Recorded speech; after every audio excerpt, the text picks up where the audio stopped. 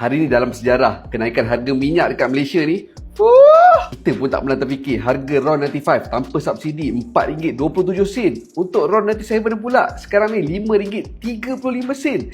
Harga diesel semenanjung lagi pedih, RM6.72 untuk 1 liter. Batal hajat nak meminang Audi S6 on-road. Pasti memang semua terkesan. Maka bila baca komen berduyun-duyun, berbakul-bakul maki PMX, maki kerajaan, harga minyak dunia dah turun sikit, kenapa harga minyak Malaysia makin naik?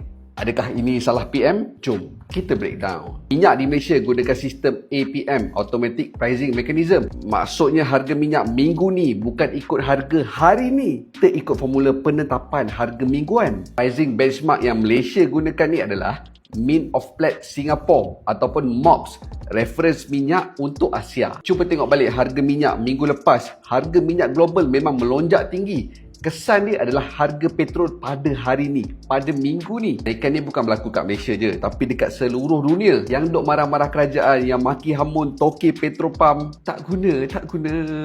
Dalam situasi sekarang, kitalah yang kena adapt. Kalau sebelum ni pakai R35 isi RON 97 pejam mata, minggu ni pakailah MyV kejap.